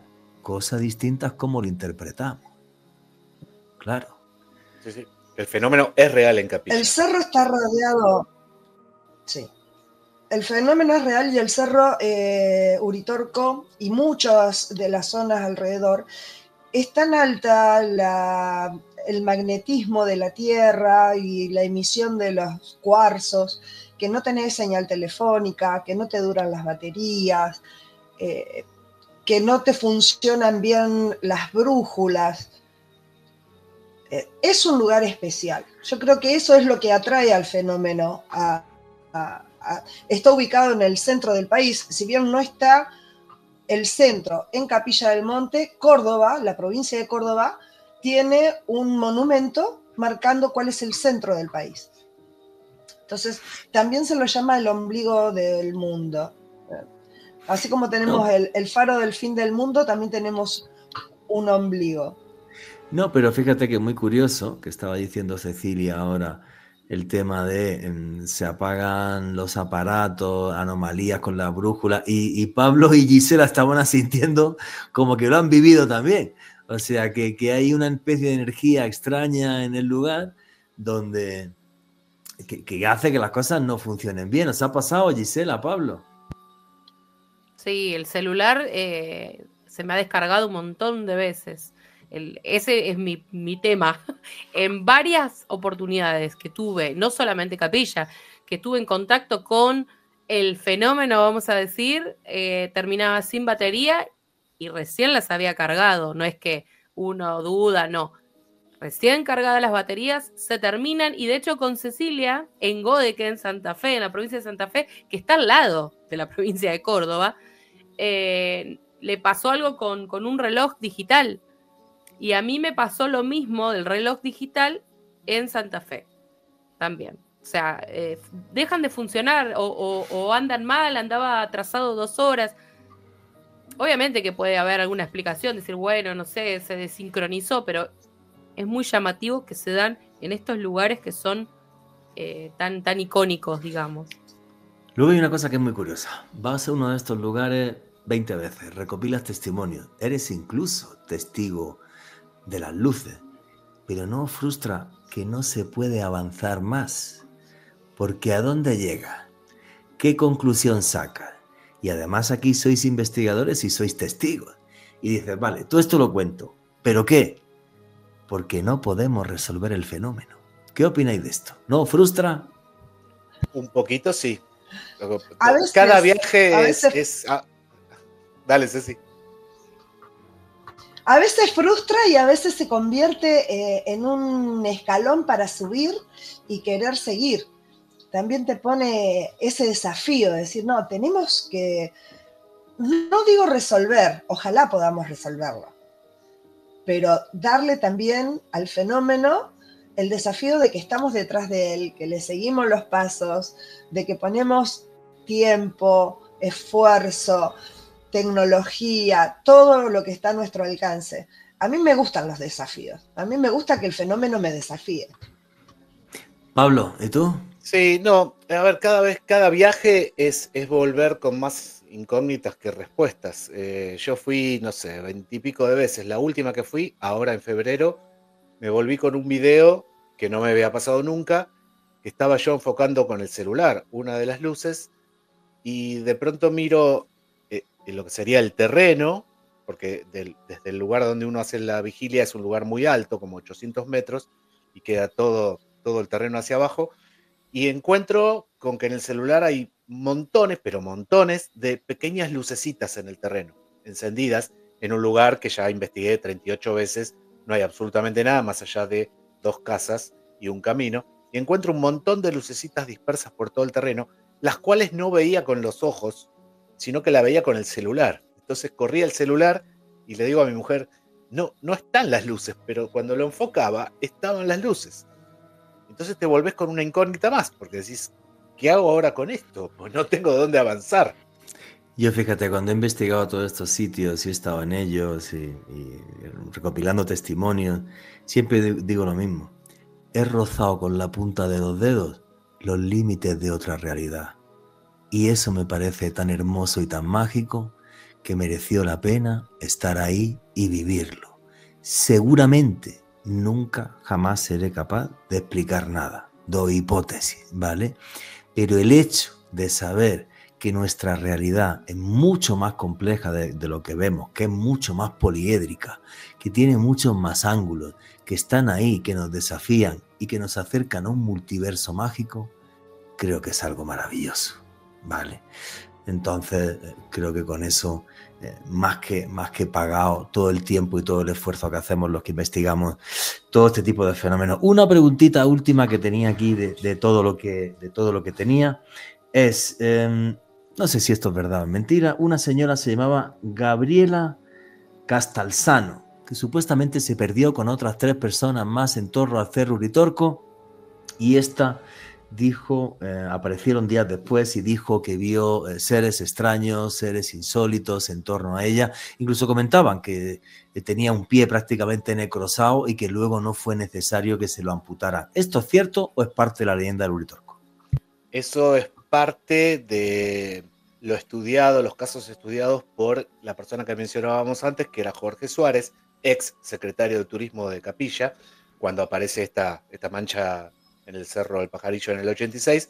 Uno de los casos era esta chica, Gabriela, que sí, se pierde, se encuentra con unos seres. Hay ahí un evento de missing time también, porque aparentemente pierde la noción del tiempo y demás. Pero sí, cuando regresa con los pies en un estado que el médico en la clínica le dijo, esto va a haber que amputarlo, porque no tiene otra solución. Sin embargo, creo que fue un día o 2 después, el mismo médico le dice, yo no sé qué pasó acá, pero tus pies están regenerando de una manera que jamás lo he visto, y de hecho no tuvo que amputar absolutamente nada. Fijaros lo caprichoso que es el fenómeno. A todo el mundo luce y de repente escoge a alguien. En este caso, Gabriela Castalsano, que ni siquiera montó luego una secta, ni dio mensajes, ni historias, ni nada. Simplemente tiene un evento de missing time, de tiempo perdido, desaparece contando esta historia que para muchos puede ser fantástica, de que ha visto esos seres de luz en torno a ella y demás. Un médico certifica que hay que amputarle medio pie, me estuve leyendo ahí las crónicas, que había que amputarle medio pie, y luego, increíblemente, en 48 horas ese pie está sano y no hace falta que se le ampute. Fijaros lo caprichoso que es el fenómeno, ¿no? Sí, es impresionante. La historia de humanoides y de seres antropomorfos, ¿no? También más para la zona de Puerta del Cielo, que está como pasando unos kilómetros del Cerro Uritorco. Hay mucha gente que dice que estas esferas o estas luces terminan tomando forma humana. Muchos dicen que es el guardián de Erx, esta ciudad mítica que estaría abajo del cerro. Otros dicen que no, hay muchos que afirman entablar relación con venusinos, pero bueno, ahí ya uno no puede dar fe de estas cosas. Sí, del relato de que las luces muchas veces van tomando características humanoides y siempre son, digamos, para dar mensajes de que hay que cuidar el medio ambiente, bueno, y cosas que ya conocemos, pero es bastante común, sobre todo las personas que suelen ir bastante seguido, se llevan una historia de humanoides. No, a mí me parece un tema total y absolutamente fascinante, todo el misterio que hay en torno a Uritorco. Muchos más lugares en el mundo marcados por el misterio y nada, ya estamos llegando al final y por favor, vuestra conclusión y vuestro cierre cada uno. Cecilia. Creo que donde hay un enigma, ahí vamos a estar investigando y Capilla del Monte es uno. Yo viajo muy seguido a Capilla, al menos una vez al año. Y todas las veces que voy encuentro nuevos testimonios, más personas que se mudan a vivir a Córdoba, a la provincia en general, porque sienten que es el lugar donde deberían estar. Cambia la perspectiva de la visión de mucha gente, la provincia en general. Después podemos decir de que Capilla es uno de los centros.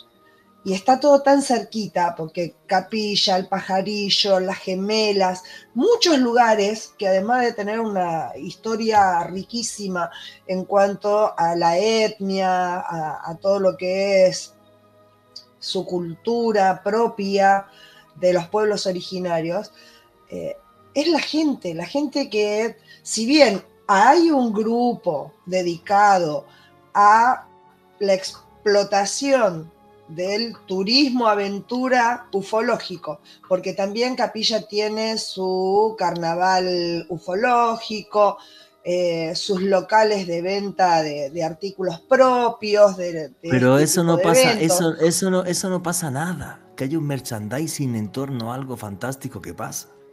Yo creo que eso no le quita mérito al fenómeno, ¿me entiendes? No exactamente. Sí, eso es. Por eso seguimos yendo a tratar de resolver el enigma. Muy bien, Cecilia, tu conclusión y tu cierre. Bueno, voy a seguir viajando una vez al año. Listo, perdona. Entendí Cecilia, perdón. Yo lo dije mal. Gisela, tu conclusión y tu cierre. Yo creo que existen lugares donde estas realidades se tocan y como decías vos, ¿no? Que parece ser que las palpamos con la punta de los dedos y parece que nos acercamos a dilucidar cuáles son los misterios, pero yo creo que cada vez estamos más alejados y que es parte también de lo extraordinario de esto, ¿no? Saber de que hay misterios que nunca van a develarse. Muchísimas gracias. Pablo Álvarez, tu conclusión y tu cierre. Bueno, yo creo que Capilla es un lugar que encierra un fenómeno. El fenómeno existe en Capilla. Sé también que está muy contaminado por cuestiones más humanas, si se quiere, relatos, etcétera, que lo único que hacen es aprovechar un poco toda esta movida ufológica sobre la ciudad, que es una ciudad que vive prácticamente del turismo ufológico, pero creo que de todas maneras sí hay un fenómeno, y es un fenómeno que cuando te acercás y lo querés ir a investigar, finalmente volvés a quedar 2 pasos atrás. Cuando pensás que algo podías avanzar, siempre volvés un paso para atrás, que es lo lindo, si se quiere. Señores, muchísimas gracias por compartir vuestro conocimiento, vuestra sabiduría, vuestra experiencia, porque habéis estado allí infinidad de veces. Investigar este tipo de fenómenos es muy difícil. Que vaya gente con ciertas intenciones distintas a las normales no le quita a esto credibilidad. Simplemente creo que es un cerro mágico, que lo fue para los comechingones hace milenios, y es un cerro mágico también y a día de hoy, no solamente para los argentinos, para infinidad de gente incluso que va desde más allá de vuestras fronteras. Luces que posiblemente despertaron los chamanes con sus voces, luces que siguen hoy día iluminando el cielo para decirnos claramente que el misterio sí existe. Un abrazo, amigos, hasta otro día. Gracias. Qué bueno compartir y charlar con nuestros amigos argentinos, con investigadores que cada vez quedan menos, ¿eh? Sí. Investigadores de salón, todos los que quieras, pero gente que se vaya a los sitios a ver los casos. De este viaje que hice a Argentina me quedo que por primera vez he visto un ovni, macho. O sea, eso fue rarísimo. Después de más de 30 años investigando. Sí, y además fue chistoso, porque bueno, salimos al campo y bueno, pues íbamos a estar una hora, porque más hacía mucho frío, y regresar a cenar todos los investigadores juntos y la gente del Congreso. Y yo dije, bueno, pues ya está, pues vamos a pasar frío un ratito y de vuelta íbamos a un restaurante. Y se vio. O sea, fue una cosa súper curiosa, ¿no? Esa lucecita roja que se encendió, se movió de derecha a izquierda, de izquierda a derecha, muy rápido, se apagó, volvió a encenderse. O sea, fue una cosa muy anómala. Sí, muy anómala, muy extraña, ¿no? Fue como que de repente dije, bueno, pues parece que por fin me guiño un ojo las estrellas. Y muy fascinado. No solo y felicito a estos compañeros, a estos amigos por las investigaciones que han hecho durante tantos años en el Cerro Uritorco, sino que esto lo que me hace pensar es por qué existen lugares que son puertas como a otra dimensión, a otra realidad. Sigo poniendo siempre el mismo ejemplo, el de Nopsa, Boyacá, aquí en Colombia. No he recopilado tal cantidad de testimonios ovni en mi vida como ahí. Todo el pueblo ha visto luces. Sí. Es una cosa de locos. Creo que la gente que vive en torno al volcán Popocatépetl es algo similar. Sí. La Peña de Huayca, aquí en Cundinamarca. La Peña de Huayca aquí. Tengo muchas ganas, por ejemplo, de ir hasta el Monte Shasta en Estados Unidos y los vórtices de Sedona. Me han comentado que es una maravilla. Conozco gente que lleva investigando el tema de luces extrañas en la montaña de Montserrat, cerca a Barcelona, desde hace décadas. Sí. O sea, ¿por qué en estos lugares? Pues es que no tengo ni idea. Hay algún tipo de geomagnetismo diferente que ni siquiera nuestra física convencional es capaz de captar, pero que estos sitios existen, que están ahí y que nos desafía y que eran lugares sagrados para las antiguas culturas, es algo de lo que no me cabe absolutamente ninguna duda. Juanje, a mí a modo de conclusión me queda algo muy claro y es una bandera que hemos enarbolado aquí en este podcast, y es que no podemos desligar el fenómeno ovni de la experiencia humana. Me parece maravilloso que estos investigadores, y un abrazo a todos ellos allá en la Argentina, tienen la oportunidad de hacer esta investigación de campo, recopilar testimonios, ir a territorio y apreciar muchas veces este tipo de fenómenos inexplicables. Y también creo que es un homenaje a grandes investigadores como Fabio Serpa, el gran padre de la ufología argentina. Sí. Juanje, qué maravilloso recordar el trabajo de este gran maestro dentro del periodismo de misterio y la investigación ovni. Y a mí me pueden seguir en redes sociales en @alebernalpress, en TikTok y en Instagram. Pues me quedo que por primera vez en mi vida, en Godeken, en Argentina, me guiñaron las estrellas. La verdad que me quedé en shock, fue la comidilla que era, ¿no?, aquella noche entre todos los investigadores, porque yo había dicho públicamente muchas veces que nunca había visto un ovni y no por eso dejaba de creer en ellos.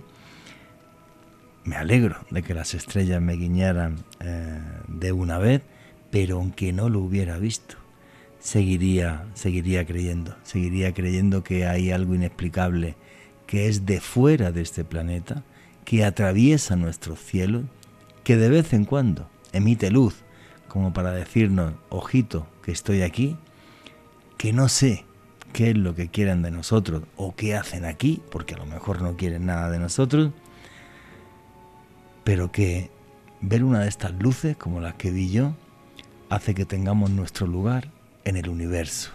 Somos simplemente uno más. Es una lección de humildad que me parece magnífico. Hay otros seres tan especiales o más que nosotros en el universo, unos seres que algún día me gustaría conocer y que seguro que algún día ustedes y yo conocemos cuando nos convirtamos, después de nuestra vida, en viajeros de un multiverso. Y nunca olviden que vivimos en un mundo mágico porque está repleto de misterio.